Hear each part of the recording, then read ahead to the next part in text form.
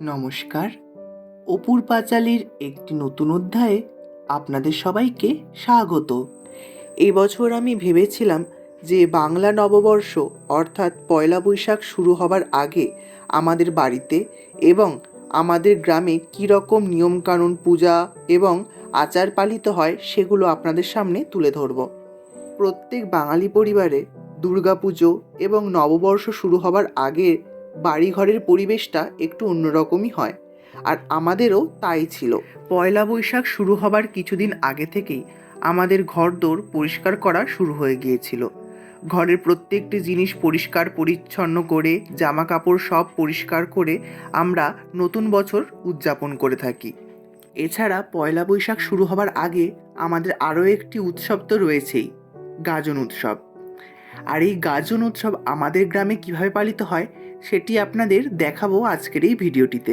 গাজন শুরু হবার বেশ কয়েকদিন আগে থেকেই আমাদের পাড়ার বেশ কিছু মানুষজন ভক্তা হন।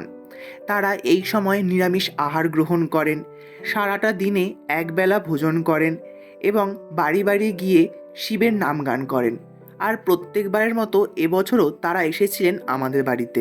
এই ভক্তদের অনেকে সন্ন্যাসীও বলে থাকেন, কারণ এই কয়েকদিন তারা সন্ন্যাস গ্রহণ করেন। এই সময় তারা প্রত্যেকের বাড়িতে গিয়ে কবি গান করেন। আগে যখন ছোটো মা বেঁচে ছিল তখন এনারা যখনই আসতেন তখনই আমাদের বাড়িতে বিশ্রাম নিতেন, শরবত খেতেন। ছোটো মা আগের থেকেই শরবত বানিয়ে রাখতো, তরমুজ কেটে রাখতো। আর এখনও আমরা সেই নিয়মটা আর সেই ধারাটাকে বজায় রাখার চেষ্টা করেছি। আর এই ভক্তা মহাশয় শিবের পায়ে ছোঁয়ানো এই বেদ আমাদের শরীরে স্পর্শ করাচ্ছিলেন, যাতে আমাদের সবার শরীরের সমস্ত রোগ এবং সমস্ত কষ্ট দূর হয়ে যায়। আর তার সাথে এনাদের কবিগান তো আমাদের উপরি পাওনা।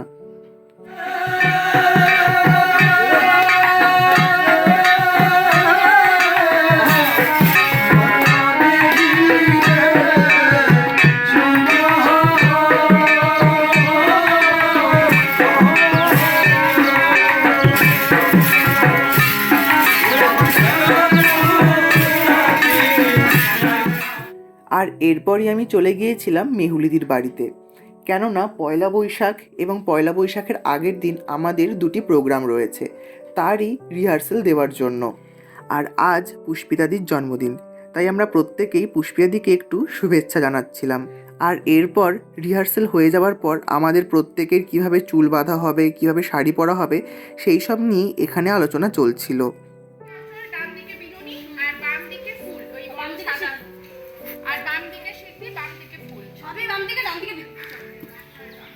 আর ছোট হার, ছোট হার, বড় হার, কানে ঝুমকো দেওয়া, অক্সিডাইজের চুড়ি, নাকে নোজপিন। এরপর বাড়ি এসে পুজোর সমস্ত কাজগুলো গুছিয়ে নিচ্ছিলাম আমি। মা সমস্ত কিছু গুছিয়েই রেখেছিল।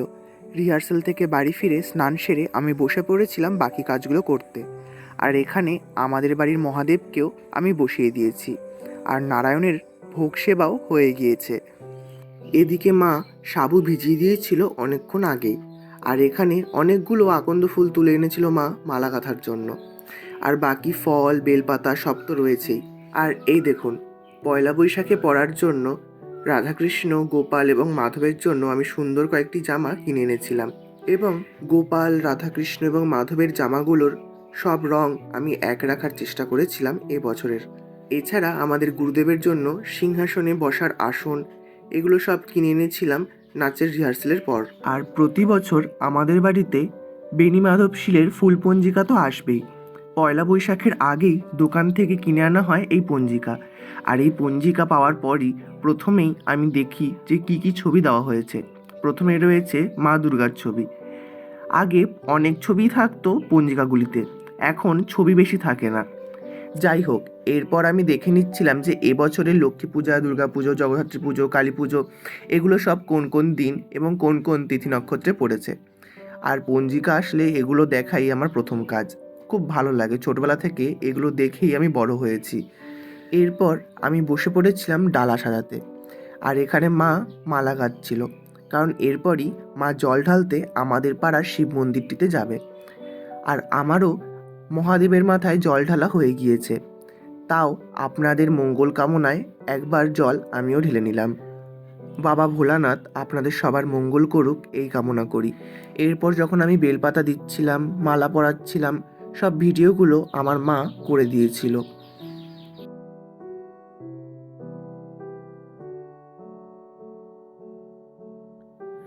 আমার জল ঢালার পর এবার মা বসে পড়েছিল জল ঢালতে।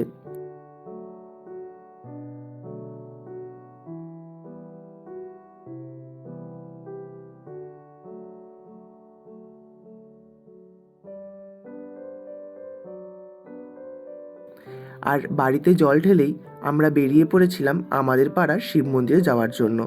মন্দিরে যাওয়ার আগে আমাদের পাড়ার মিষ্টি দোকান থেকে কিছু সন্দেশ কিনে নিয়েছিলাম আমরা মন্দিরে পুজো দেওয়ার জন্য।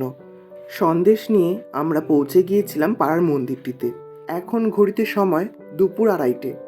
আর দেখুন এখন কি পরিমাণ ভিড় রয়েছে মন্দিরটিতে। শুধুমাত্র ভিড় রয়েছে বললে ঠিক হবে না, এখনও বহু মানুষ আসছিল জল ঢালার জন্য। আর এদিকে আস্তে আস্তে লাইন এগোচ্ছিল। আর এখানেও গাছের তলায় বেশ কিছুজন মহিলা বসেছিলেন। আমাদের পুকুর পাড়ে এই কয়েকটা বট এবং অশ্বত্থ গাছ লাগিয়ে বেশ ভালোই হয়েছে। যারা বাবার মাথায় জল ঢালতে আসেন এই রোদে, তাদের জন্য এই গাছের ছাওয়াটি বেশ সুন্দর এবং আরামদায়ক। আর তার সাথে পুকুরের থেকে আসা ঠান্ডা হাওয়া তো রয়েছেই। আর এদিকে আমার মাও মন্দিরের সামনে চলে এসেছে। এবার আমার মাও ভেতরে ঢুকবে পুজো দেওয়ার জন্য।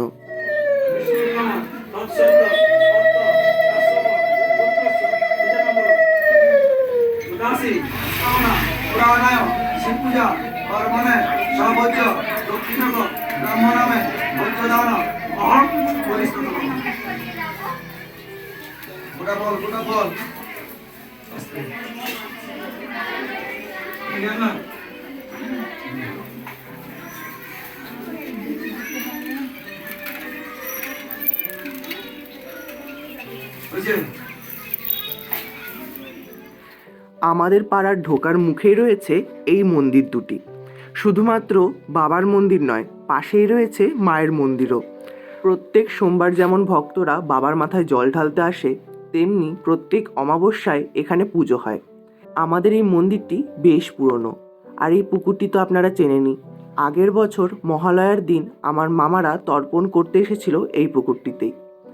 এরপর মা এখানে নন্দী মহারাজকে জল অর্পণ করছিল। আর এরপর আমরা চলে এসেছিলাম বাড়িতে। বাড়ি ঢুকতে ঢুকতে আমাদের বিকেল 4টে, 4:30 হয়ে গিয়েছিল। তারপর কিছুক্ষণ বিশ্রাম নিয়ে মা সন্ধ্যার পুজোর জন্য আয়োজন করছে। এখানে মহাদেব এবং গোপালকে ভোগ নিবেদন হয়ে গিয়েছে। আর মা এখন সন্ধ্যাবেলায় ঘিয়ের প্রদীপ জ্বালাচ্ছে। এই নীলষষ্ঠী ব্রত মায়েরা তাদের সন্তানের মঙ্গল কামনায় করে থাকেন। কিছু কিছু জায়গায় এই কথাটিও শোনা যায় যে নীলের ঘরে দিয়ে বাতি, জল খায় পুত্রবতী। একজন মায়ের কাছে তার সন্তান পুত্র হোক কিংবা কন্যা, তার জন্য সমান মঙ্গল কামনা করেন একজন মা। তাই এখানে আমার মাও বাবা মহাদেবের কাছে প্রার্থনা করছিল আমার জন্য। আর এটি ছোটবেলা থেকে আমি দেখে অভ্যস্ত। ছোটো মা যখন বেঁচে ছিল তখন ছোটো মাও এই পুজোটি করত। পুজো হয়ে যাবার পর মা এখানে সাবু মেখেছিল। আর বিশ্বাস করুন, সাবু মাখাটা অসাধারণ ছিল। যে কোনো উপোস থেকে এসে এই সাবু মাখাটা আমার খেতে খুবই ভালো লাগে। আর আপনাদের কার কার এই সাবু মাখা খেতে ভালো লাগে তা অবশ্যই কমেন্টে জানাবেন। এরপরই আমার সেজো মামা, মা, ছোট বোন এবং আমি বেরিয়ে পড়েছিলাম পাড়ায়। আপনারা হয়তো অনেকেই জানেন যে এই নীলষষ্ঠীর দিনে বেশ কিছু গ্রামাঞ্চলে এখনও পর্যন্ত যারা সন্ন্যাস গ্রহণ করেন তারা শিবগৌরী সেজে প্রত্যেকের বাড়িতে বাড়িতে যান তাদের আশীর্বাদ দিতে।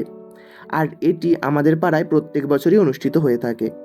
ভিডিওর শুরুতে আপনারা যাদের ভক্তা এবং সন্ন্যাস হিসেবে দেখেছিলেন তারাই প্রত্যেকের বাড়িতে বাড়িতে যান এই দিনটিতে। আর আমাদের বাড়ির ভাই বোনেরা এবং আমার মা, সেজো মামা এবং সবাই আমরা প্রত্যেক বছর দেখতে আসি তারা প্রত্যেকে কে কীভাবে সাজে। পুরাণে বলা হয়েছে যে এই দিন মহাদেবের সাথে নীলাবতী বা নীলচণ্ডীর বিয়ে হয়েছিল। তাই এই দিনটিকে অনেকে হরগৌরী বিবাহও বলে থাকেন। আর এই নীলাবতী বা নীলচণ্ডী থেকেই নীল পুজো কথাটি এসেছে। আর এই কথা অনুসারেই এই ভক্তা বা সন্ন্যাসরা এই দিন মহাদেব সাজেন এবং কেউ কেউ সাজেন দেবী দুর্গা, উমা, নীলচণ্ডী প্রভৃতির। এছাড়া বাকি ভক্তা ও সন্ন্যাসরা শিবের অনুচর সাজেন, অর্থাৎ যক্ষ, রক্ষ, কিন্নর, গন্ধর্ব, মানব, দেবতা প্রত্যেকটি চরিত্রেই এরা নৃত্য পরিবেশন করে প্রত্যেকের বাড়িতে বাড়িতে। আর তাদের নাচ দেখতে প্রচুর মানুষ ভিড় করে প্রত্যেকের বাড়িতেই। তারা যাদের বাড়িতে যান তাদের বাড়ির থেকে তাদেরকে পুজো করা হয় এবং এভাবেই বিভিন্ন বাড়ি বাড়ি তারা ঘুরে ভক্তদের আশীর্বাদ করেন।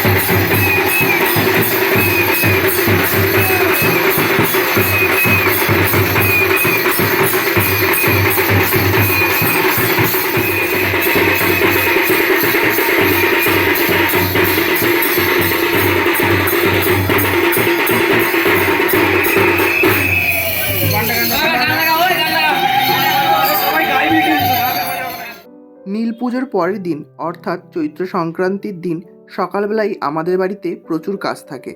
প্রথমেই আমাদের থাকে গঙ্গা পুজো। এখানে মা গঙ্গা পুজোর জন্য সব ব্যবস্থা করছিল। আমাদের বাড়িতে যে কুয়োটি রয়েছে সেখানেই গঙ্গা পুজো করা হয়ে থাকে। আগে আমার ছোটো মা করতো আর এখন আমার মা করে।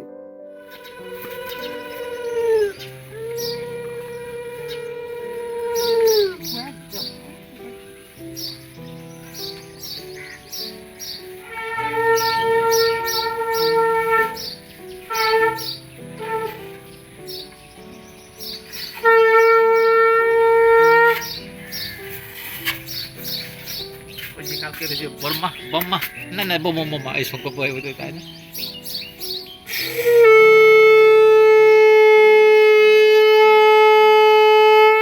তেলিটা সরা তাপে ফুটা হয়ে যাবে কিন্তু অনেকটা সরা।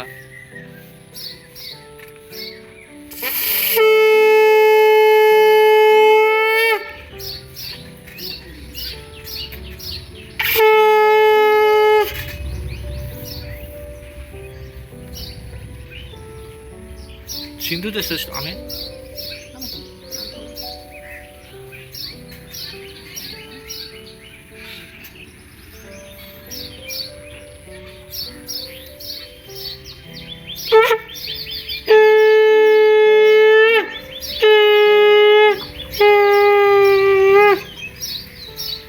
ইচ্ছা নাই যাই যাচ্ছি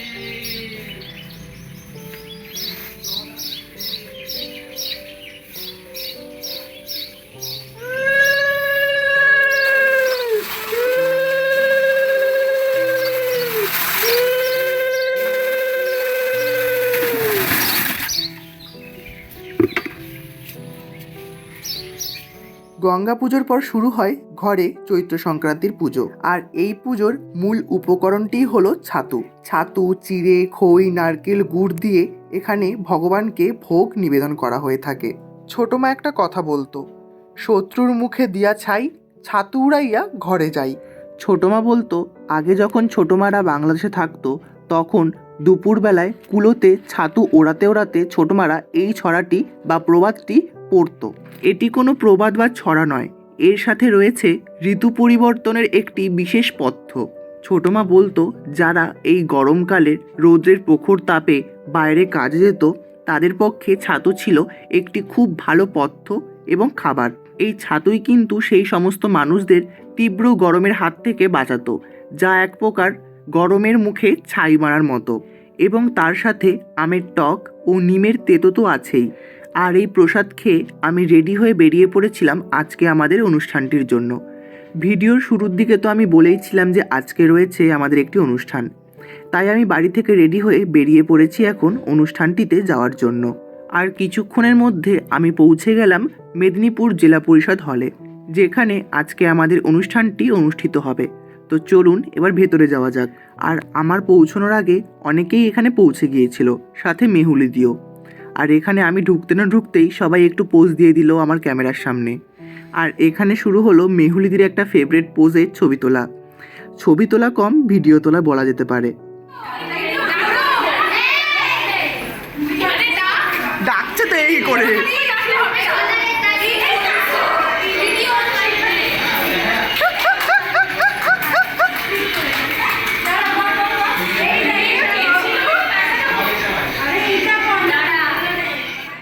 এই ভিডিও দেখে আপনারা নিশ্চয়ই হয়তো বুঝতে পারছেন যে কোনো অনুষ্ঠানে আমরা কী রকম মজা করে থাকি। আর এখানে ছিল একটি ছোট্ট সেলিব্রেশনের ব্যাপার।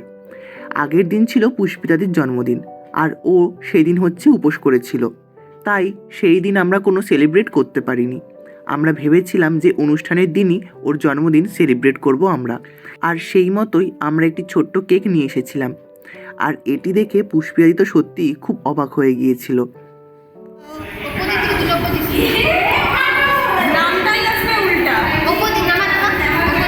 কি চলছে কি এখানে? সবাই মিলে মাথা গুঁজে। কেকের দোকানে লোকও বলেছে ওর নাম পুষ্পা। কই গেল Pushpa? Pushpa, come here. Happy birthday to you, happy birthday to you, happy birthday, happy birthday to you.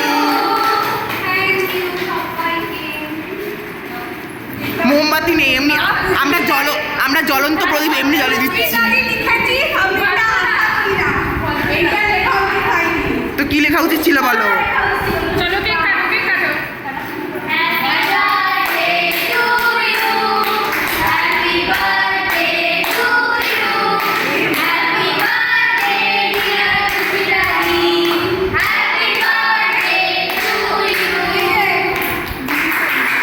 দিদিমণি, ও দিদিমণি, তোমার ভিডিও হবে না, ঠিক আছে? দেখো তো। দাঁড়া, ওটাকে ফেলতে হবে, তুই এখনই ফেলিস না। তোমার আমি এই ভিডিওটা দেবো, তুই আমার ক্যাক ক্যাক করে শুধু বলছো স্টার্ট কর, আমি এটা দেবো।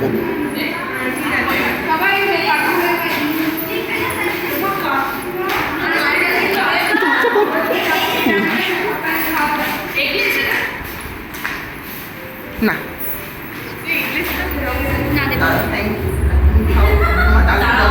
তোমার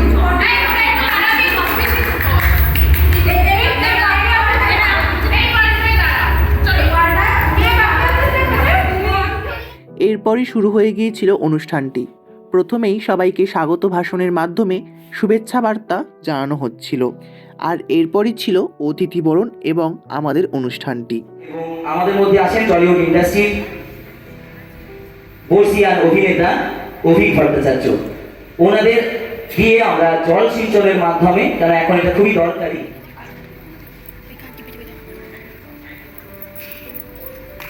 নেভিক কালচারাল ফোরাম আমাদের আরেকটি হ্যালো, আমার ওই গুপি গাইন বাগাবাইন সিনেমাটার কথা মনে পড়ে গেল, এর সেই মিষ্টি গাড়ি। Thank you. সঙ্গীত পরিচালক, আবার অন্যদিকে তিনি কবি সাহিত্যিকও।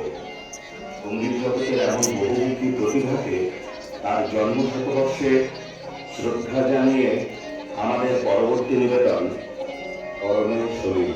প্রখ্যাত কিংবদন্তি সলিল চৌধুরী, যিনি বারংবার আমাদের দিয়েছেন সঠিক পথে। আশা করি আপনারা বুঝতেই পেরেছেন যে আজকে আমাদের থিমটি কী ছিল। বিখ্যাত সঙ্গীত পরিচালক সলিল চৌধুরীর এবছরটি ছিল তার জন্ম শতবর্ষ, এবং তার এই জন্ম শতবর্ষেই ছিল তার প্রতি আমাদের একটি ছোট্ট নিবেদন। অনুষ্ঠানটি সুন্দরভাবে শেষ হবার পর আমরা এবার যে যার বাড়ির দিকে রওনা দিলাম। আজকের মতো আমার এই ভিডিওটি আমি এখানেই শেষ করছি। আমার ভিডিওটি ভালো লাগলে অবশ্যই একটি লাইক করে দেবেন। আমার চ্যানেলে নতুন হলে চ্যানেলটিকে সাবস্ক্রাইব করতে ভুলবেন না যেন। দেখা হচ্ছে আবার একটি নতুন অধ্যায়। ধন্যবাদ।